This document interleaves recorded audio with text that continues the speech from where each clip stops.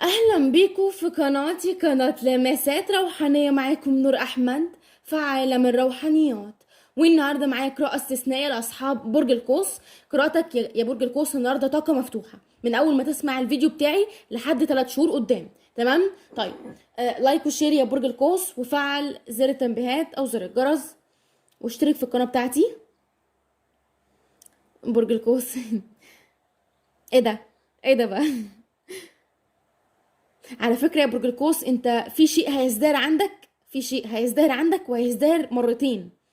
انا شايفة ان انت هنا في حاجة بتزدهر معاك مرتين، بس الحاجة الشيء ده هو نفس الشيء الواحد اللي انت فيه.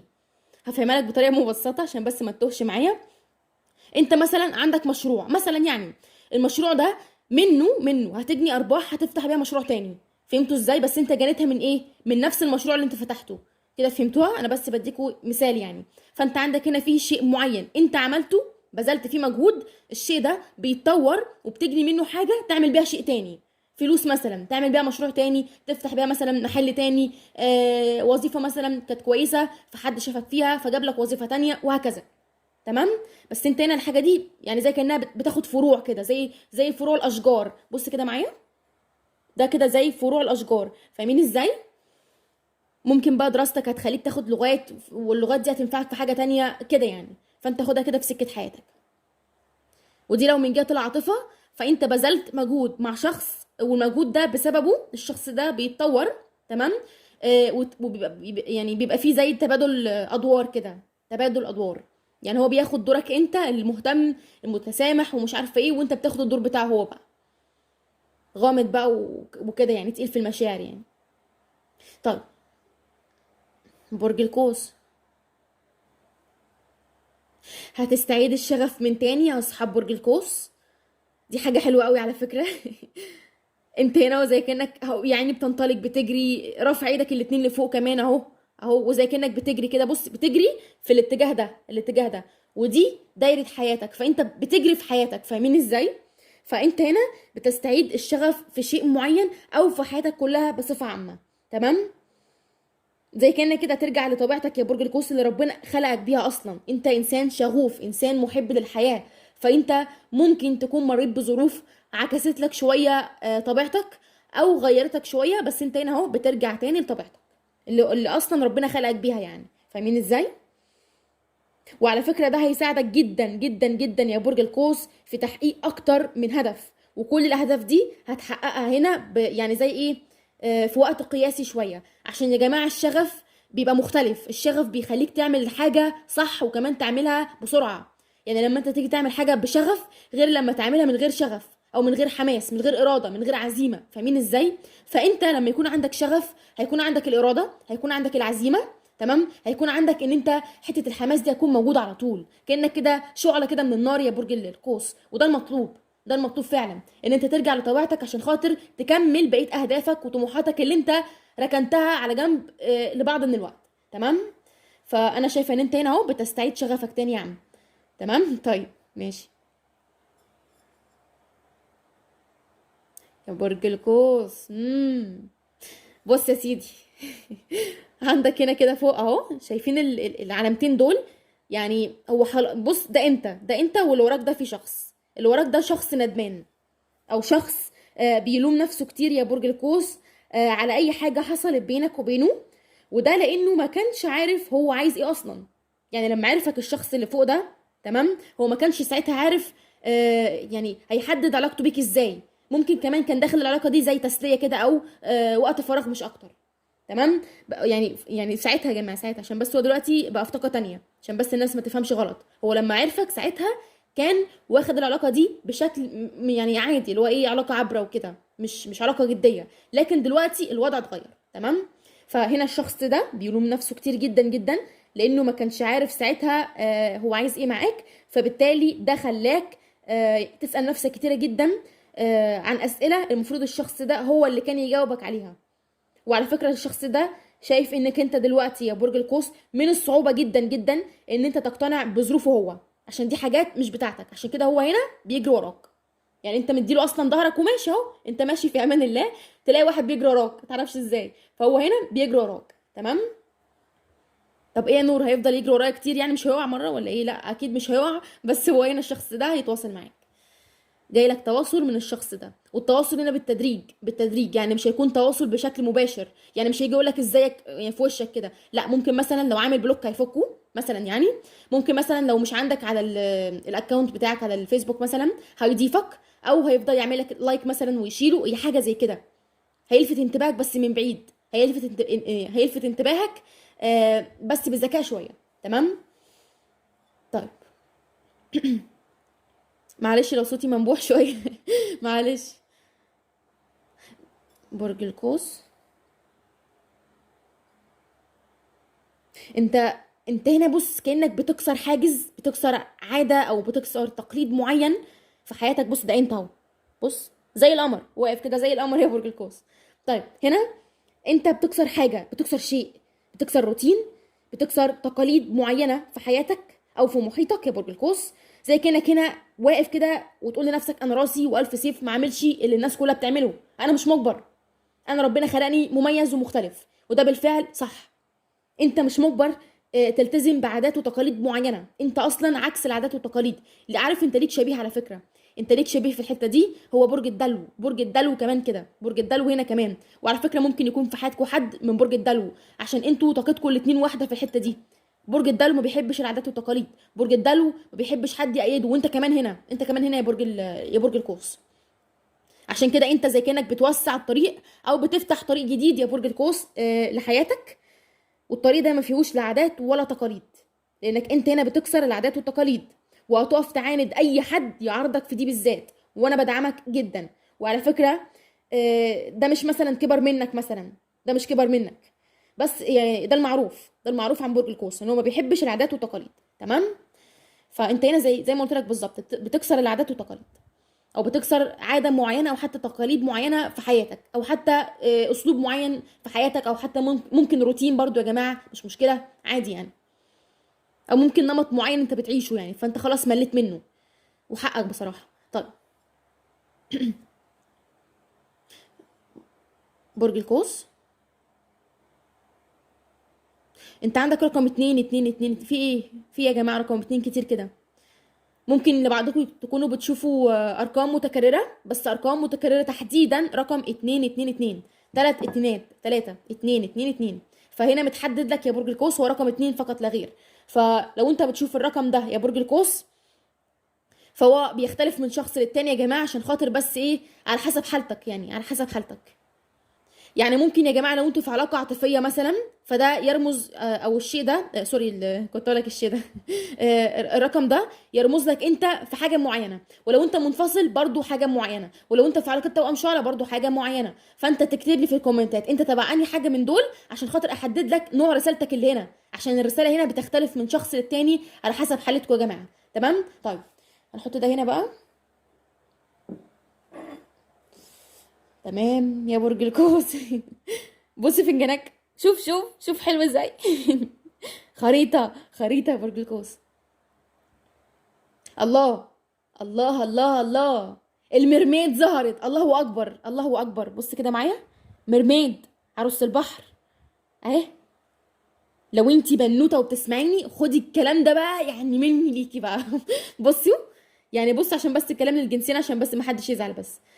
هنا دي ميرميد، دي عروسة البحر، نصها بني ادمة والنص التاني سمكة اهو، واضحة وضوح الشمس. طالما الميرميد ظهرت يا برج القوس، رزقك جاي لك في اتنين، رزقك جاي لك في اتنين. اولهم المادة، السنة دي مش هتخرج منها الا غير وانت حالتك المادية تمام وزي الفل، وانت مرتبط او متزوج. ده لو انت حبيت تسرع في حوار الجواز يعني، الحوار كله متوقف عليك انت. فالمرميد دي بسم الله ما شاء الله، بصوا بتبقى بشارة خير قوية جدا اكتر من بشارة الخير اللي هي بتاعت الشجرة، مع ان الشجرة ظهرت لك قبل كده. لو انت متابعني بقالك مدة او بقالك فترة، جيت في قراءة قبل كده يا برج القوس وظهر لك شجرة، حتى كتبت لك في العنوان بتاع الفيديو، ارجع له وافتكره. بص دي بقى اعلى في البشارة من الشجرة. تمام المرميد. فانت هنا يا برج القوس باذن الله مش هتخرج من السنه دي الا وانت معاك شيء يدخلك دخل ثابت كل شهر كاموال، او حتى مشروع، تمام، او حتى استقرار مادي، وفي نفس الوقت استقرار عاطفي مع شخص مميز جدا، وشخص انت هتحبه اصلا. وشخص ما شاء الله طاقته حلوه كمان. فانت ما شاء الله هنا بص يا جماعه بجد حلوه قوي، بجد انا حبيتها قوي قوي يعني. سبحان الله بص حلوه ازاي، جميله قوي، جميله قوي يا برج القوس. يعني انت ما شاء الله عليك، يعني نسبه 90% كده من اصحاب برج القوس. يا جماعه انتوا طيبين قوي بجد والله، طيبين جدا جدا يعني. نيتكم دايما بتطلع حلوه في الفنجان يعني. سبحان الله، يعني دي حاجه انا بستغربها شخصيا والله، بس بكسف اسال. طيب ماشي، عشان بس ما نلوكش كتير في الحته دي، اصلا واضحه معايا يعني مش محتاجه تفسير. طيب برج القوس، انا حبيتها قوي. هفضل ابص لها كده كل القراءه، بص هعمل كده كل شويه. تمام.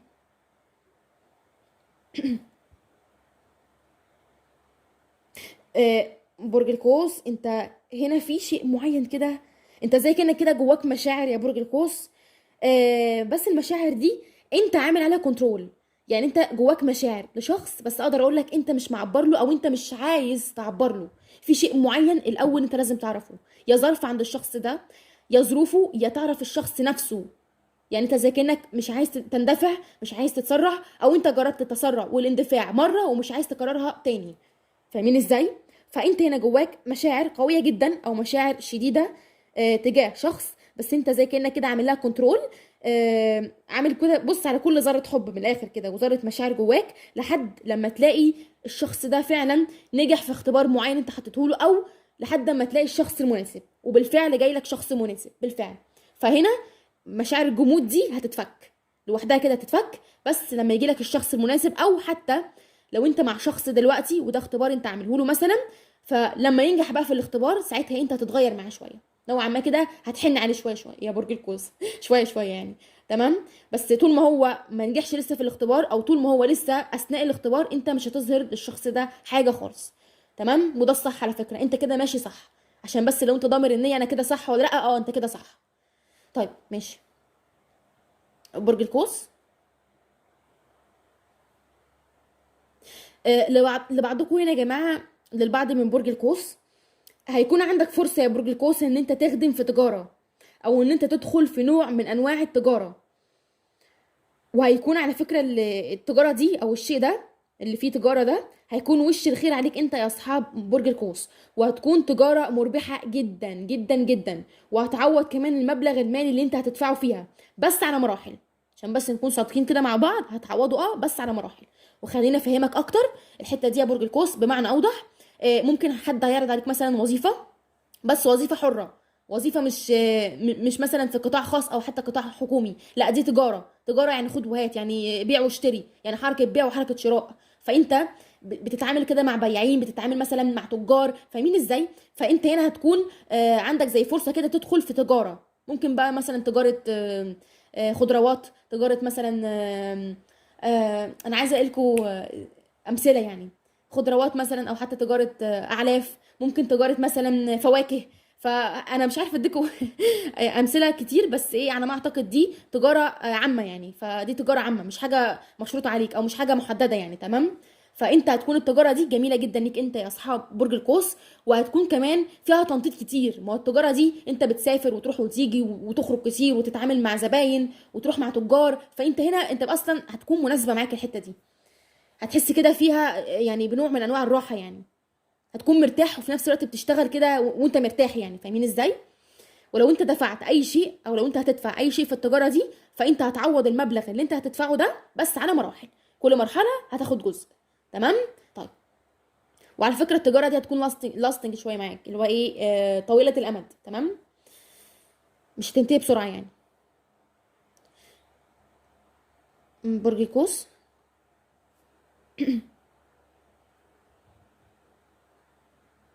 في عندك كلمه اسرار. كلمه اسرار يا اصحاب برج القوس. لبعضكم هنا انت هتكتشف اسرار عن شخص. الشخص ده قريب جدا جدا منك. آم، بس للاسف الشديد انت يعني الاسرار دي انت هتتقفل من الشخص ده بصراحه. يعني انا بقول الصدق، انت هنا هتتقفل من الشخص ده. هتتقفل منه عشان هو كذب عليك، او ممكن اقول لك خبى عنك حاجات انت كان من حقك تعرفها. الشخص ده انت تاخده بما يناسب حالتك. لبعضكم الشخص ده ممكن يكون صديق ليك وخبى عنك مثلا ان هو يعني مثلا خطب ولا مش عارفه اتجوز، فما عزمكش. هي حاجه كبيره، حاجه كسرت حاجه جواك. شعور داخلي جواك اتكسر تجاه الشخص ده بعد ما عرفت الاسرار دي. فانت هنا في طريقك تعرف اسرار، يا الا انت عرفتها يا الا انت هتعرفها دلوقتي، يعني في الشر اللي احنا فيه ده. فاهمين ازاي؟ وفي الحالتين يا جماعه جواك شيء هيتكسر تجاه الشخص ده وهتتقفل منه، الاتنين هتتقفل منه. الشخص ده ممكن صديق، ممكن صديقه، ممكن حبيب سابق، ممكن حبيب في الحالي وقت الوقت اللي انت بتسمع فيه قراءتي ده لو انت مرتبط، ممكن زوج، ممكن مثلا شخص من ممكن يكون شخص من محيطك او شخص من اسرتك مثلا، حد من الاسره يعني وكده، حد في بينك وبينه صله نسب، صله رحم كده. عامه انا مش عايزاك تزعل يا برج القوس، في ناس كده يا جماعه، في ناس كده والله. في مثلا شخص كده يخبي عنك ان هو بيتجوز، ولا يخبي عنك ان هو بيخطب، او مثلا تخبي عنك انها بتتخطب مثلا. بيعتقدوا ان هم كده ممكن يتحسدوا مثلا، هم اصلا يحسدوا بلد، يعني هم اساسا يحسدوا بلد. فانت ما تزعلش لو حصل معاك موقف شبيه بكده، ما تزعلش. الناس دي كده كده انت كان لازم تعرفهم على حقيقتهم يا برج القوس. مش احسن مما تقعد كده وتبقى مخدوع فيهم؟ انهي احسن؟ اكيد تعرف حقيقتهم احسن. تمام؟ فانت عندك هنا انكشاف امور، او انكشاف حقائق، او حتى انكشاف اسرار، عشان عندك هنا كلمة اسرار اصلا، يعني دي حاجة واضحة قوي يعني. طيب ماشي. برج القوس عندكم هنا علامة توائم الشعر على فكرة. علامة توائم الشعر هنا موجودة، توائم الشعر بالذات، توائم الشعر ده انتوا الهارب بتاعكوا اللي هو اصلا دلوقتي مطارد بيتعذب، بيتعذب على فكرة، عشان هو بيطارد ومش لاقي حاجة. يعني هو اصلا بيطارد حتى بالطاقة، بيطارد حتى بالطاقة يا جماعة. ممكن الشخص ده جرب يطاردكوا بالجذب او الجلب ومعرفش او منجحش معاه.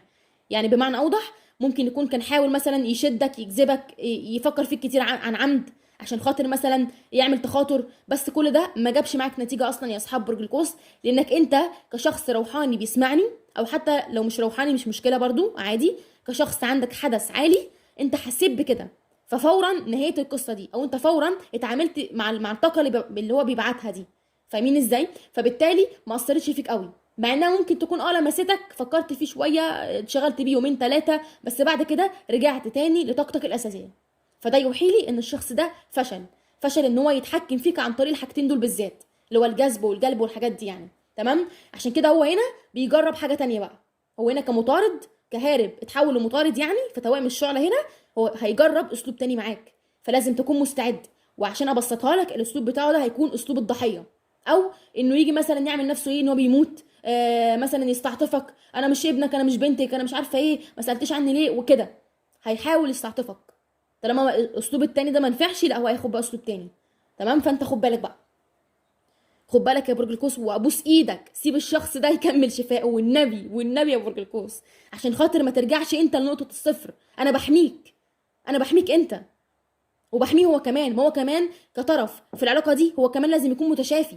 فاهمين ازاي؟ فعشان خاطر يتشافى، هو بص لازم يتشافى غصب عنه من الاخر كده.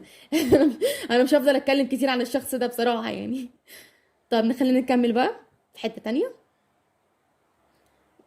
برج القوس، للبعض منكم هنا يا جماعه، في ناس هنا حوامل وبيسمعوني، الحمل يعني تعبكم جدا، بس لازم تتابعوا مع دكتور فورا، عشان خاطر هنا في تغيرات عند الجنين.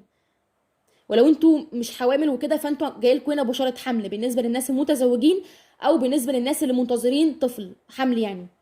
طب والله يا نور انا عازبه، او انا مثلا اعزب وبسمعك، ايه هكون حامل مثلا؟ اكيد لا، مش هكون حامل، لا اكيد لا يعني. فهنا للناس العزاب، الحمل هنا يا جماعه هيكون بمثابه دنيا جديده، حاجه جديده. ممكن مثلا لحظه امل كده هتعدي عليك، ممكن مثلا شخص كده كويس هيدخل حياتك، وده هيشكل لك بدايه جديده في حياتك، فانت خدها كده في سكه حياتك طبعا. تمام؟ طيب، واحذروا من الحمل، عشان بس لو انتوا مش منتظرين حمل فممكن يحصل حمل. طيب ماشي. برج القوس، الميرميد دي هتجنني، هتجنني يا جماعه. حاول تتحكم شويه في مزاجيتك يا برج القوس، عشان دي اثرت عليك شويه شويه في تعاملاتك مع الناس. فالحق نفسك كده في اولها كده، عشان خاطر الحوار هنا ما يتطورش معاك. تمام؟ مزاجيتك دي مش مظبوطه الفتره دي، فانت خد بالك بقى.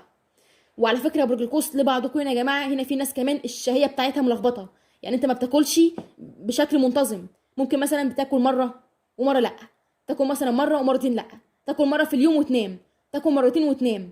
مش بتفطر مثلا، مش بتتغدى، هي في حاجه غريبه كده عندك في الاكل بالذات يعني.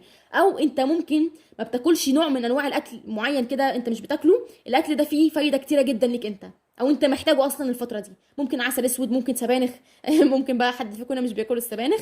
فعامه انت محتاج حديد، فلازم يعني تعوض الحديد ده في حاجه تانية. تمام. وكمان حاول تظبط حته الرياضه بتاعتك عشان خاطر شهيتك ترجع تاني زي ما كانت، وكمان عشان خاطر تحافظ على لياقتك البدنيه. تمام. طيب، ووزنك كمان، ده لو انت مش عايز تتخن او حتى العكس مش عايز تخس. ماشي. برج القوس. برج القوس انت زي كانك بتطلع هنا قمه، اهو بتطلع هنا قمه وبترجع تنزلها تاني من الناحيه التانيه. وبص كمان بتنزلها في حته اعمق من دي، يعني دي اصلا كانت حاجه بسيطه وانت طلعت منها بسبب نفس الحاجه اللي انت يعني ماشي فيها دي، بتقع تاني اهو، بس المره دي وقعه اشد شويه. فانت في درس معين يا برج القوس عمال يتكرر عليك، وانت لحد دلوقتي رافض ان انت تتعلمه، او اقدر اقول لك انت متجاهل انت تتعلم الدرس ده. ممكن بقى انت بتكرر حاجه مؤذيه في حياتك يا برج القوس، والحاجه دي انت تقريبا كده محتاج تتعلمها بقى، او انت محتاج تتنازل عنها، او انت متمسك برابطه سامه في حياتك ايا يكن ايه هي طبعا، والرابطه دي بتاذيك انت شخصيا، ومع ذلك انت برضو متمسك بيها، وده غلط. فانت محتاج هنا تتنازل عن شيء مؤذي، او تتنازل عن حاجه توكسيك كده في حياتك، عشان خاطر توقف حته تعليم الدرس دي، عشان انت انا جاي لك زي في درس كده معين انت لازم تتعلمه من الاخر كده. تمام. ممكن بقى تتعلم تبطل طيبة، تتعلم تبطل عطاء، تتعلم مثلا تكون متسامح، تتعلم كده ان انت ما تديش فرصة مرتين. فهنا في درس معين انت فعلا لازم تتعلمه يا برج القوس، مع ان انت فيك ميزة كويسة جدا بصراحة، بس يعني في المجتمع اللي احنا عايشين فيه ده يعني دي ما تعتبرش ميزة يعني. حتة العطاء دي اصلا ميزة من عند ربنا، ميزة ونعمة الاتنين. طيب، برج القوس انت عندك حرف الالف، وحرف الالف جنب المرميد، جنب المرميد بالظبط، ده ماسكه حرف الالف اصلا، هي ماسكاه بايديها اهو، ده حرف الالف، هي ماسكاه بايديها اهو، من بعيد كده عشان تشوفوه اهو، هي ماسكه حرف الالف. تصدقوا عايزه اقول لكم حاجه، هي حاجه غريبه بس يعني بجد والله انا استشعرتها جدا، بجد بجد جدا. الشخص اللي بحرف الالف ده هو شخص مرميد هتجيبهولك من نفسها، او عروسه البحر دي يعني دي زي كانها يعني هتعمل طاقه تجلي لشخص معين بحرف الالف ليك انت يا اصحاب برج القوس. مش شرط يكون بحرف الالف بس، الشخص ده هيكون شخص يا الا هوائي يا الا ناري زيك، ناري زيك، انا ما استشعرتش غير الطاقتين دول. وممكن لبعضكم طبعا يكون شخص ترابي بتاع الارض، او شخص مائي، بس بتاع الارض دي مستبعده. عارفين ليه؟ عشان خاطر المرميد بتعيش في البحر، فاقدر اقول لك ان ممكن يكون من طاقه مائيه جدا جدا غير الطاقه الترابيه. ممكن بس تاخد من الطاقه الترابيه برج الثور بس كده، عشان انا انا استشعرت برج الثور بس من الاخر، ما شفتش هنا ولا عذراء ولا جدي. تمام. فانت خد من طاقه التراب برج الثور بس. تمام. ومن طاقه المائيين كلهم، كل المائيين، عقرب حوت سرطان، ومعاك الناريين وكمان الهوائيين. فالمرميد هتجيب لك حد بالمواصفات دي بالطاقات دي، وكمان الحد ده هيكون شخص وسيم جدا جدا جدا شكلا، ملامحه هتكون حد قوي زي المرميد بالظبط. المرميد ملامحها حلوه وكمان انسانه مختلفه، فالشخص ده هيكون مختلف، يعني هي هنا نص سمكه ونص بني ادمه، صح ولا ايه؟ فالشخص ده هيكون مختلف عنك، يا في الثقافه تمام، يا في الشكل، يا حتى في النشأة، يا حتى في البلد، يعني مش هيكون من نفس المكان، وحتى يكون شخص كده متجدد على طول، يعني النهارده مش زي بكره مش زي بعده. فدي كلها صفات هتعجبك موت في الشخص ده. تمام. طيب، لايك وشير يا برج القوس، وفعل زر التنبيهات او زر الجرس، واشترك في القناه بتاعتي، وشكرا لكم.